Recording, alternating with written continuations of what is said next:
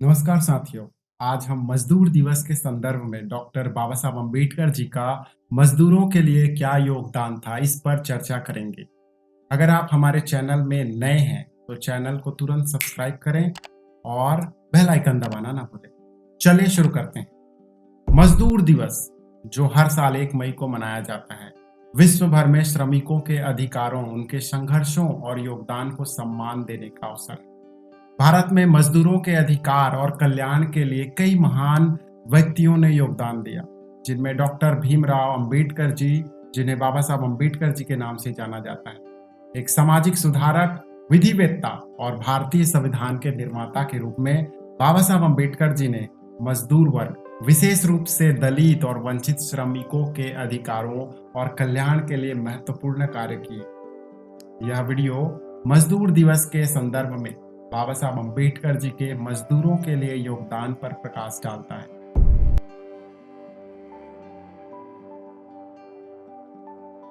बाबा साहब अम्बेडकर जी स्वयं एक दलित परिवार से थे और उन्होंने अपने जीवन में सामाजिक और आर्थिक शोषण का सामना किया। दलित समुदाय के अधिकांश लोग उस समय असंगठित क्षेत्र में मजदूरी करते थे और उन्हें अमानवीय परिस्थितियों में काम करना पड़ता था। बाबा साहब अम्बेडकर ने मजदूरों के इन समस्याओं को गहराई से समझा और उनके अधिकारों को सुनिश्चित करने के लिए कई स्तर पर काम किया। उनका मानना था कि मजदूर वर्ग समाज की रीढ़ है और उनकी गरिमा और कल्याण के बिना कोई भी राष्ट्र प्रगति नहीं कर सकता।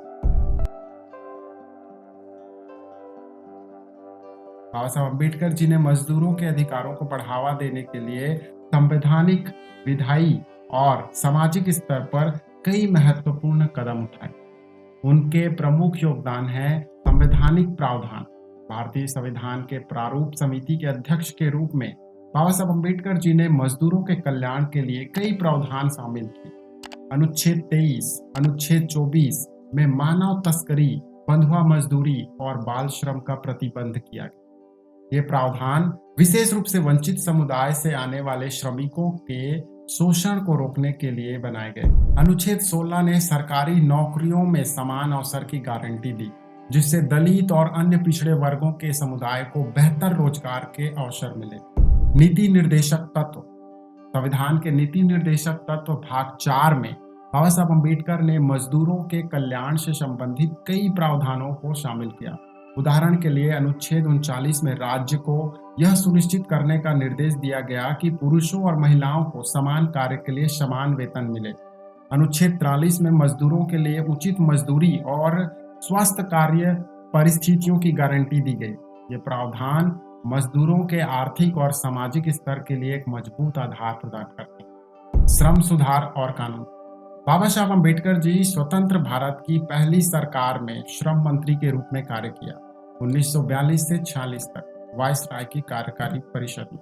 इस दौरान उन्होंने मजदूरों के लिए कई महत्वपूर्ण सुधारों की नींव रखी। उन्होंने 8 घंटे के कार्य दिवस की अवधि को लागू करने की वकालत, जो मजदूरी के लिए उचित कार्य जीवन संतुलन सुनिश्चित करता था। इसके अलावा उन्होंने मजदूरी के लिए सामाजिक सुरक्षा, स्वास्थ्य बीमा और बेहतर कार्य परिस्थितियों की मांग की। उनके प्रयासों ने बाद में श्रम कानून जैसे न्यूनतम वेतन अधिनियम और कर्मचारी राज्य बीमा अधिनियम की नींव रखी। दलित मजदूरों का सशक्तिकरण। उस समय अधिकांश दलित मजदूर असंगठित क्षेत्र में काम करते थे, जैसे खेतों, निर्माण स्थलों और सफाई कार्यों में। बाबा साहब अम्बेडकर जी ने दलित मजदूरों को संगठित करके उनके अधिकारों के लिए आवाज उठाने के लिए कई संगठन स्थापित, जिसमें बहिष्कृत हितकारिणी सभा 1924 और अखिल भारतीय अनुसूचित जाति महासंघ 1942 जैसे संगठनों ने दलित समुदायों को शिक्षा, रोजगार और सामाजिक सम्मान दिलाने में महत्वपूर्ण भूमिका निभाई। जाति और श्रम के बीच संबंध। बाबा साहब अम्बेडकर जी ने जाति व्यवस्था और श्रम के बीच गहरे संबंध को पहचाना। उन्होंने तर्क दिया कि जाति व्यवस्था दलितों को निम्न स्तरीय और अपमानजनक कार्यों तक सीमित रखती है। अपनी पुस्तक एनहिलेशन ऑफ द कास्ट में उन्होंने जाति व्यवस्था को श्रम के शोषण का मूल कारण बताया और इसके उन्मूलन की मांग की। उन्होंने दलित मजदूरों को प्रोत्साहित किया कि वे अपनी पहचान को गर्व के साथ अपनाएं और अपमानजनक कार्यों को छोड़कर शिक्षा और बेहतर रोजगार की ओर बढ़े। बौद्ध धर्म और श्रमिक गरिमा। 1956 में बाबा साहब अम्बेडकर जी ने बौद्ध धर्म अपनाया और लाखों दलितों मजदूरों को इसके साथ जोड़ा। बौद्ध धर्म की शिक्षाओं मानवता, मानव गरिमा पर आधारित है। दलित मजदूरों में आत्मसम्मान और स्वाभिमान की भावना जागृत।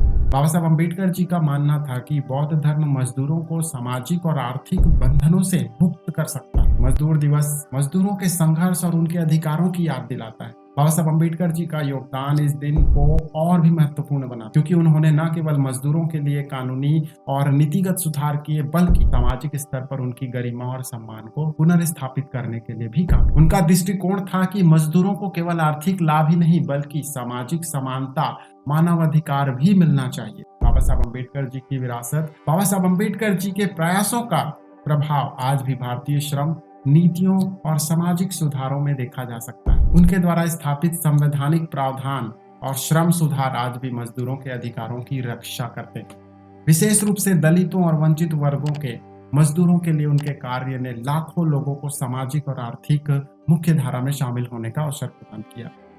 उनकी शिक्षाएं और विचार आज भी मजदूर आंदोलनों और सामाजिक न्याय की लड़ाई को प्रेरित करते हैं। यदि आप यहाँ तक पहुंच गए हैं तो आप बहुजन क्रांति को समझने में इच्छुक हैं। आप अपने लिए जय भीम कमेंट बॉक्स पर लिखें। निष्कर्ष यह है कि डॉक्टर बाबा साहब अम्बेडकर जी का मजदूरों के लिए योगदान मजदूर दिवस के मूल भाव को और गहरा करता है।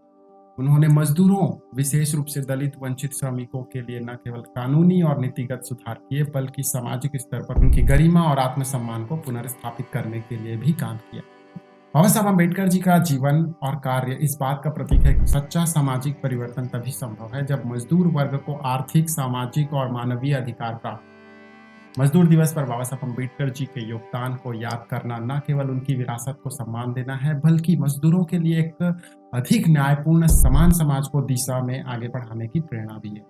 अगर आपको ये वीडियो पसंद आया तो लाइक करें, सब्सक्राइब करें और बेल आइकन दबाना ना भूलें ताकि अगला वीडियो आप तक तुरंत पहुंचे। जय भीम, जय भारत।